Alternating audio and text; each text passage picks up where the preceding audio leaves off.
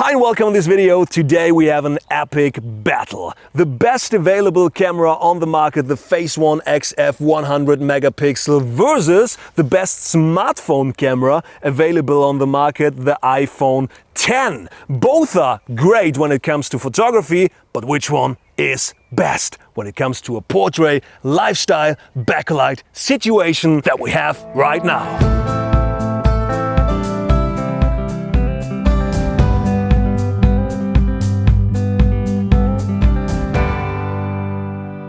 It's truly a battle of the giants. Not only because this camera costs something around 50,000 euro with a lens. It's super expensive, but it has the best image quality available on the market. So this is the best camera actually available. And the iPhone X is super expensive as well. It has the best smartphone camera. I thought many times, should I buy this new iPhone or should I buy something else like a Huawei, like a Samsung, which is a bit cheaper but still expensive. And then I took a look at the camera and I was amazed, because for people that don't know the camera of the iPhone, it has now two cameras. One is wide angle and one is for portrait mode, a bit longer focal length. And what it does, it gives you a blurry software calculated background. It looks like it was made from a DSLR or from a mirrorless camera with a great lens, but it's just made with a phone. It looks amazing, the bokeh looks nice, and when you just look at it from the distance, you can't see much of a difference between a shot from the new iPhone and between a shot from a DSLR. But what is it like to shoot a whole scenario like this now? Timothy usually is filming videos for me. Right now Ludwig is filming.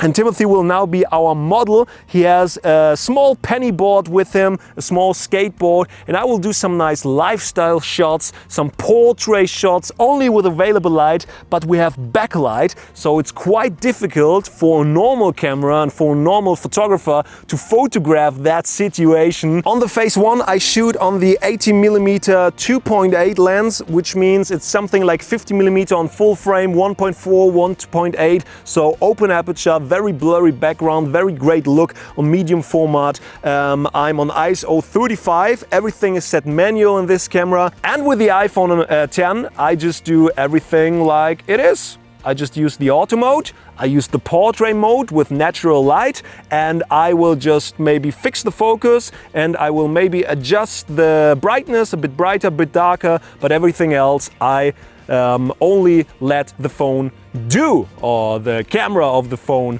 do. I will do the whole scenario like a typical lifestyle shot. I will do different angles and different scenes. Timothy will just ride the penny board, he will stand there with the penny board, he will look against the sun, in the sun and everything, and I will just capture some nice shots, and I try to capture the exact same shots with the iPhone as well, so we can make a nice comparison in the end. So let's see what both cameras can do in a situation like this.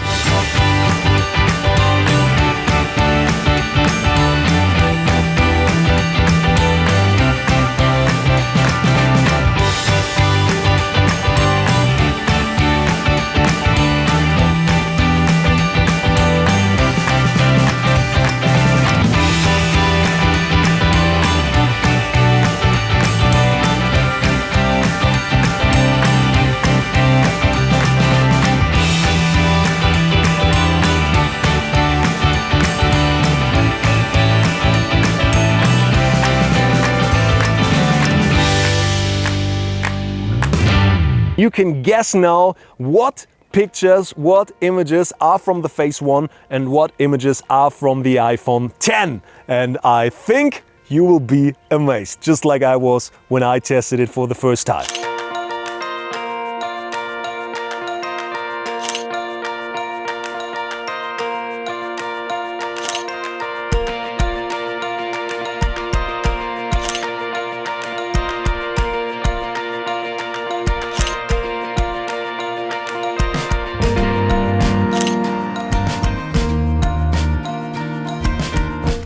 That was exhausting, I can tell you. Shooting with two cameras when the sun is setting is a pain in the ass, but it worked out anyway.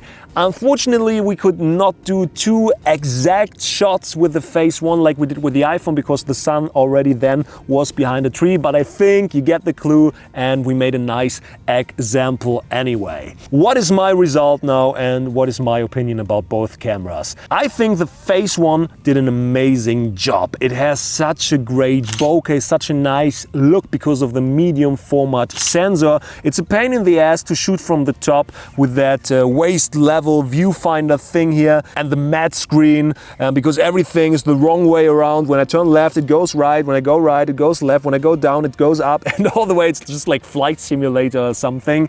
But yeah, it worked, but it was pretty difficult. And with the iPhone I had some issues shooting against the light because then the auto exposure all the time said do it darker, do it darker, do it darker, and I did do it brighter, do it brighter, do it brighter, and it was a bit difficult but worked out in the end. The results are amazing with both cameras and I'm pretty stunned by the quality of the iPhone X. It's amazing what you get out of this smartphone. It's actually not a photo camera, it's not a DSLR, it's not a mirrorless camera or something, it's just a smartphone. Okay, it's a very expensive smartphone, but it's just a smartphone. But you get a nice bokeh, you get a nice look. Some shots look exactly like DSLR shots with a very great lens. It's just simulated in the camera. We did some backlight shots with the burning red sun in Timothy's face and it looks amazing. Everything is sharp. You see a nice blurry background, you see the nice blurry sun. It's just great. When you zoom in a bit, then it looks a bit different because the quality of the iPhone only has 12 megapixel and it looks like a bit of noise reduction on every image. So every image is a bit, not blurry, but a bit muddy, bit, just not super crisp, not super detailed in anything. As well shooting in a lower light situation with not that much light, but just nice ambient light, and as well with very harsh light that we had before, like maybe 2 hours ago. We had some tonal demolition and it looked strange in the face, so that was not the best quality that I would expect from great camera.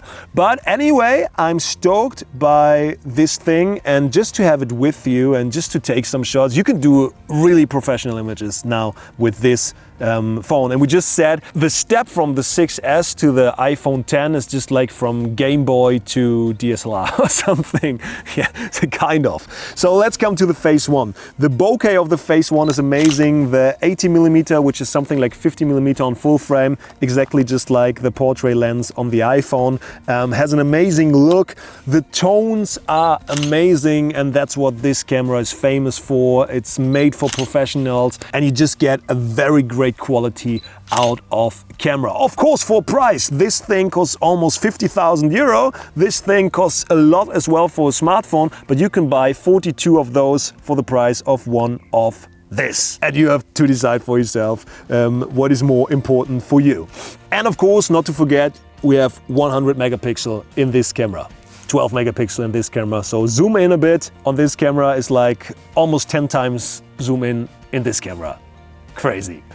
Yeah, so what is the winner in this battle, in this epic battle of the giants? I would definitely say it's the Phase 1, of course. It's a professional camera, but still the iPhone made an amazing job.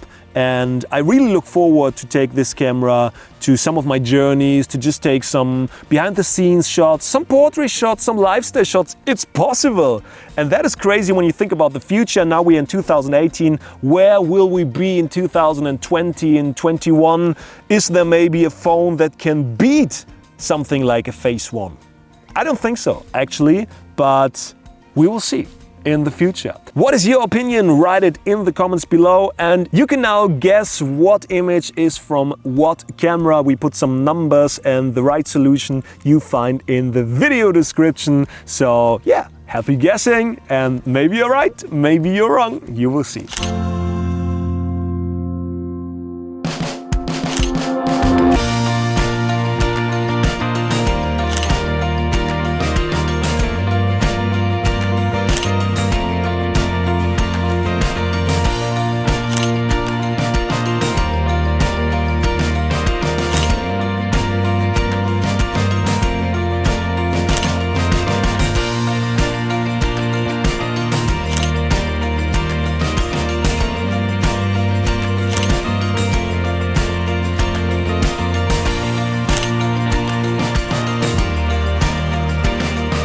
commercial. If you want to learn more about landscape photography, about photography in general, or image editing, check out learnfromben.com. This is my website, and there you find video courses to download on your computer. You can watch it as often as you want and learn some new skills. Learnfromben.com.